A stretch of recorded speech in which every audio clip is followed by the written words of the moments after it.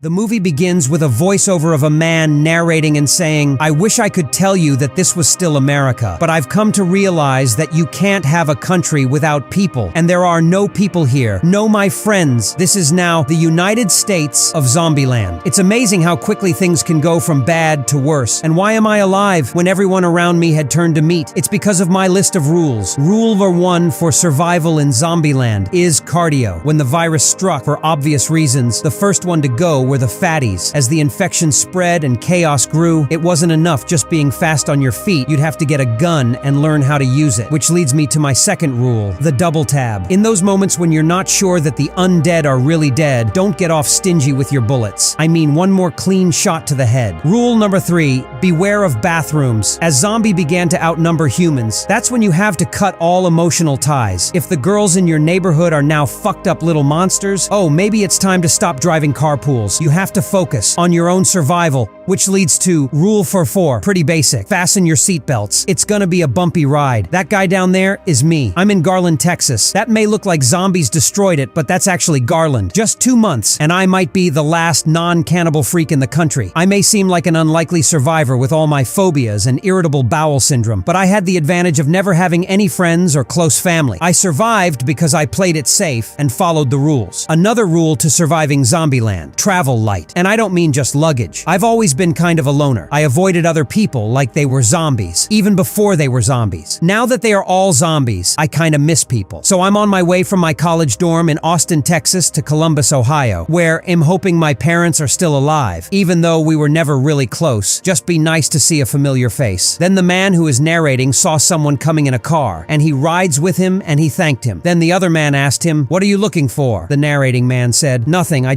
had this list." The other man said, "No one back there but my duffel bag." "What's your name?" "Stop. No names. Keeps us from getting too familiar." "Where are you headed?" The narrating man said, "Columbus." "You?" The other man said, "Tallahassee. And these will be their names." So Columbus said, "You know, Tallahassee and Columbus are both, east. You want to stick together? At least for a while." Then Tallahassee said, "Here's the deal, Columbus. I'm not easy to get along with, and I'm sensing you're a bit of a bitch. I'll get this relationship to about, Texarkana." Columbus said, "Really?" "Yeah, you'll take me as far as Texarkana. You might want to buckle up, you know, for safety." Tallahassee said, "I can tell already you are getting on my nerve." Columbus narrating, "Even though teaming up wasn't my style, I figure I'll be safer with Tallahassee. You see, he was in the ass-kicking business." Then Columbus and Tallahassee went to push a car. Tallahassee said, "All right, you steer, I'll push." Columbus said, "Okay, I've heard there's a place untouched by all this." Tallahassee said, "Back east, yeah." Columbus said, "Yeah, you heard the same thing?" Tallahassee said, "Out west we hear back east. Back east. Here it's here out west, and it's all just nonsense." Then while Tallahassee was driving, he said to Columbus, "I'm worried about you. Look, whatever you have waiting for you in Columbus, I'll promise you, it ain't be any pretty than our friend here enjoying her man, which..." Then Columbus narrating on that saying, "Tallahassee had a sixth sense of humor when it came to zombies. Zombies aren't the most lovable creature, but he really hated them. In fact, the only thing he was more obsessed to than killing a zombie was finding a Twinkie. Something about the Twinkie reminded him about time not so long ago. When things were simple, it was like if he got a taste of that comforting childhood treat, the world would become innocent again and everything would return to normal." Pretty prospecting. Then they both stopped by a supermarket. Columbus said, "You're gonna risk our lives for a Twinkie?" Tallahassee said, "There's a boxes of Twinkies in that grocery store. Not just any box of Twinkie. The last box of Twinkie that anyone will enjoy in the whole universe. Believe it or not, Twinkie have an expiration day. Someday very soon, life's little twinkle gauge is gonna go empty." Then Columbus narrating, "When Tallahassee goes Hulk on a zombie, he set the standard for not to be a coward. No fear, nothing to lose. What can I say? It's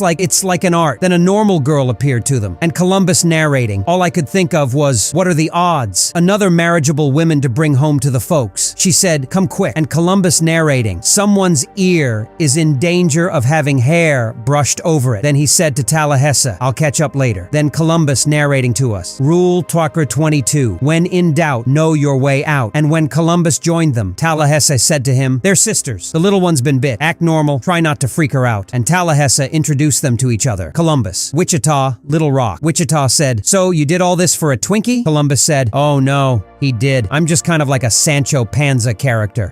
I don't think she has long to live." Wichita said, "I know, so does she. We're just looking for a way out." Columbus said, "No, she's still a little girl. Little Rock said, "Don't talk about me like I'm not here." Columbus said, "All right, I'm sorry. Look, I know, you know that you're really sick, but your sister wants me to." Little Rock said, "It's not her decision, it's mine. I made a promise. We already said goodbye, but we didn't have a gun." Columbus said, "Oh look, we don't know that there's definitely no cure, right?" Little Rock said, "You're just gutless." Wichita said, "Give him the gun." Wait, I'll do it. I love you." Tallahassee said, "You need some help?" Wichita said, "Now that you mention it, we'll take your weapons, your car key, your ammunitions, and if you got it, sugarless gum." Columbus says, Wait, why are you guys doing it?" Wichita says, "Well, better you make the mistake of trusting us than we make the mistake of trusting you." Then Columbus narrating, "Of course the first hot girl in 1,000 miles shows up, makes me feels like an idiot, steals my double barrel and says I'm the one that can't be trusted." Tallahassee said, "Nice going, genius." Columbus replied, "You're the one that gave her the gun." Then the two men went to search for another car, and they found a yellow Hummer car. Columbus said, "This is a really big truck," Tallahassee said, "and these are really big gun." Then they went on their way, and Columbus said to Tallahassee, "You know they say he who seeks revenge should remember to dig 2 graves." Tallahassee said, "All right, 2 graves. One for the big chick, one for the little chick." Columbus said, "You're scary happy. Come on, why don't we just forget about those girls and head home?" Then they found the car that the girls stole from Tallahassee in the middle of the road. Tallahassee said, "Going in, it's a trap. Wait here, drive down if I signal." Columbus said, "You're not gonna shoot them, are you?" Tallahassee said, "Unless they shoot me." "Oh, let's hope they shoot me." Then when Tallahassee did not find them, he told Columbus, "Looks like they hoofed it, probably headed west. Just drive slow, keep your eyes peeled. They're in the back, aren't they?" Little Rock said, "Just me." Columbus said, "I'm really sorry. She was like a crouching tiger." Tallahassee said, "You got taken hostage by a 12-year-old?" Columbus replied, "Well, girls mature faster than boys. She is way ahead of where I was at that age." Little Rock said, "12's the new 20. Gun, please." Tallahassee said, "Like you would ever use it. Don't kill me with my own gun. All those violent video games." Little Rock said, "Thank you. Now honk your horn." Columbus said, "Oh, there's your sister. My gun too." Wichita said, "Now step away from the vehicle. You get to ride shotgun." Then Columbus narrating, "I kinda like this girl. She's not your typical hot, stuck-up bitch. Even before Zombieland, Wichita was running the table on guys like us. I guess we're just lucky they didn't leave us by the side of the road." Then Columbus thanked both Wichita and Little Rock. Then they put their guns on each other's faces. So Columbus tried to ease the tension by saying, "Hey, enough already. We're being chased by ravenous freaks. We don't have enough problems." "Oh, they stole my Hummer. We have trust issues. Drive down the road playing spy." Then Tallahassee said, "Let me be the mature one." Columbus said, "So where are you guys headed?" Wichita said, "Pacific Playland." Then Columbus said to Wichita, "Oh, I've actually been meaning to ask you. Did you hear anything about Columbus, Ohio?" Wichita said, "It's a total ghost town, burned to the ground." "You're Columbus. I'm sorry, I didn't realize it was." Then sad Columbus narrating, "I'm not sure what's more tragic, that my family is gone, or the realization that I had never much of a family to begin with. Either way, I can't pretend that whatever I'm looking for, I'll find by going home. I have no home." Then Wichita said, "We can give you a ride. You can go, see for yourself, or settle somewhere new." And Columbus continues narrating, "I could tell she knew what I was feeling. We are all orphans in Zombieland. I know this Pacific Playland thing is crazy, but it's been so long since she got to be a kid. It's tough growing up in Zombieland. It's tough growing up." Then Wichita said to Columbus, "There, you can take that truck. Hope you find whoever it is you're looking for, and don't let go once you do." Then Columbus narrating, "It wasn't just because I had nowhere else to go. It was cause in that moment it became clear. Wherever this girl was, that's where I wanted to be." Then they went to a store, and Tallahassee said, "Hold on. Who wants to go first?" Columbus says to himself, "I really want to impress Wichita, but it would be a direct violation of rule number 17. Maybe the most important of all, don't be hero." Then after they destroyed the store and they drove along the way, Columbus narrating, "For the first time in a long time, we were having fun. So even though it ran counter to our survival strategies, we decided to stay together as far as Pacific Playland. When they became tired of driving, Tallahassee said, 'You know, I think sleep deprivation is like the #1 health problem in America.' Columbus said, 'No, I think it might be number 2. Tallahassee said, "We're in Hollywood, let's sleep in style." Then Columbus said, "It seems like everyone who has ever been in a movie lives on this block." Tallahassee said, "What exactly do you think we're doing in the 90210, Sally?" "I kind of pictured Tom Cruise living somewhere nicer. B-lister compared to who I got in mind, folks. We are going to the teepee top of the A-list." Then they entered a palace and they said to each other, "This place is incredible. Ladies and gentlemen, welcome to La Mención de Murray." Then Columbus said to them, "Hey Tallahassee, Wichita, why don't you take that way? Little Rock, come here." Then Columbus and Little Rock reached the movie theater of Bill Murray and they were amazed by it. On the other side, Tallahassee and Wichita went to Bill Murray's bedroom and kind of enjoyed it. Then Bill Murray himself showed up, and Tallahassee said, "Bill Murray, you're a zombie." "You're not a zombie, you're talking." And Wichita said to Bill Murray, "I'm sorry, I didn't know that it was you." Then Bill Murray said, "Oh, I do it to blend in. You know zombies don't mess with other zombies. Buddy of mine, makeup guy, showed how to do this. It suits my lifestyle. You know I like to get out and do stuff. Just played 9 holes at the Riviera, just walked on, nobody there." Then Tallahassee's going crazy saying, "This is so surreal, I mean. You probably get this all the time. Well, maybe not lately, but I'm such a huge fan of yours. I've seen every one of your movies a million times. I even love your dramatic roles, everything. 6 people left in the world. One of them is Bill Murray. I love you, Bill. I love you." Then Bill said to Wichita, "You are staring at me. It's a hairpiece. It's a..." Wichita said, "Sorry. It's just that you look remarkably like Eddie Van Halen." Bill replied, "I just saw Eddie Van Halen at the Hollywood Bowl. He's a zombie." Then Bill with Tallahassee and Wichita went to scare Columbus. Then Columbus shot Bill down and said, "It's okay. It's okay, I got him." Then dying Bill says, "Is that how you say hello where you come from?" Columbus said, oh my God,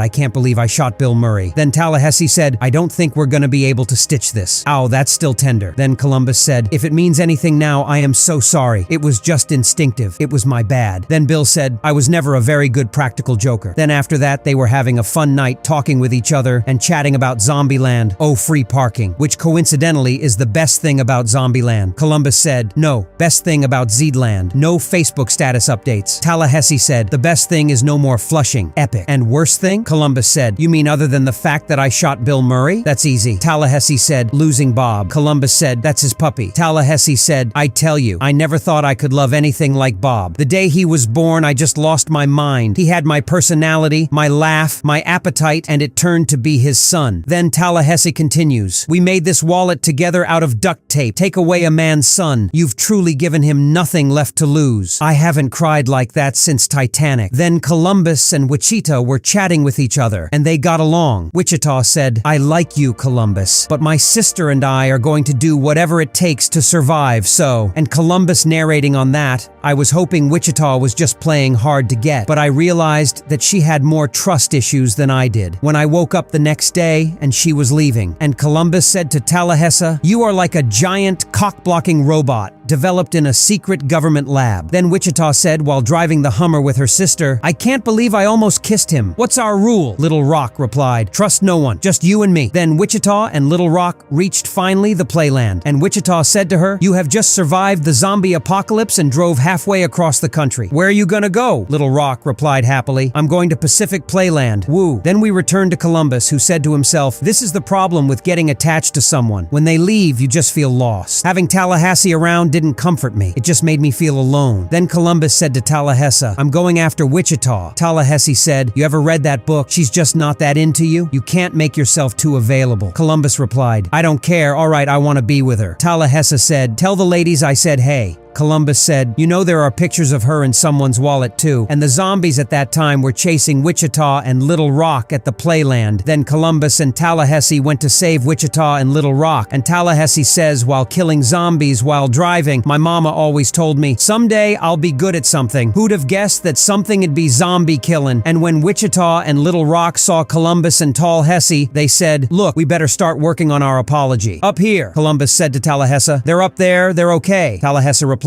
"What are you waiting for? It's your girl." Then Tallahassee started to kill a lot of zombies, and Columbus was going through the zombies to save Wichita and Little Rock. He even killed a clown zombie, and he finally managed to save them. And then the loving Columbus narrating, that face. That's me, realizing that those smart girls in that big black truck and that big guy in that snakeskin jacket, they were the closest to something I had always wanted, but never really had, a family. I trusted them, and they trusted me. Tallahassee got his Twinkie, and even though life will never be simple or innocent again, as he savored that spongy yellow log of cream, we had hope, we had each other, and without other people, you might swell, be a zombie. Thank you so much. You had us going. So until next time, remember, cardio, seatbelts. And this really has nothing to do with anything, but a little sunscreen never hurt anybody. I'm Columbus, Ohio, from Zombieland saying, good night, Zombieland 2019. Then we continue the story of Zombieland with Columbus narrating, "Welcome to Zombieland. Back for seconds after all this time? Well, what can I say but thank you. You have a lot of choices when it comes to zombie entertainment, and we appreciate you picking us. The only reason we've survived survived the last several years is we've gotten to know our bloodthirsty enemies better than we know ourselves. In the time since we last saw you, zombies have evolved, so we've given them different names. This lady here is getting chased by the dumbest zombie there is, what we call a homer. In a world without YouTube, who isn't entertained by a homer? Unfortunately, for every homer, there's a Hawking, as in Stephen. Or maybe his slightly less accomplished sister, Beatrix, who's still got some brains left to figure things out. You can imagine how thrilled we were to crack the zombie code, but life is about more than just survival. Ever since we were evicted from our normal lives, I'd been searching for a place to put down roots. My old pal Tallahassee has this saying, go big or go home. It's not his signature phrase, but it did give me an idea. Why not go big and go home? Then they went to the White House to live in it, and Tallahassee immediately sat on the president chair. So Little Rock said, wait, why does he get to be president? Tallahassee replied, I would have made a damn fine president, kissed a few hands, shook a few babies. Wichita said, you would have brought a real dignity to the office. Tallahassee replied, thank you. Wichita said, you don't have what it takes. I'll be president, and I nominate Little Rock as my VP. Little Rock said, so that means I get to be president if you get culled by zombies. Wichita replied, that wasn't what I was thinking when I offered you the position, but yes. Then Columbus narrating, I have this rule, enjoy the little things, which is what we spent a lot of time doing in those early days at the White House, and it was a really special time, making a house our home. Wichita and I fell into our own version of domestic bliss. Well, not quite bliss, but domesticity to be sure. Then Tallahassee was with Little Rock while he was making his beast car, and he said to her, you are so gorgeous. She replied, we really need to find you someone. Tallahassee said, that's where you're wrong. Any romance left in me belongs to the beast here. So Little Rock said to him, well, then we need to find someone for me. Tallahassee replied,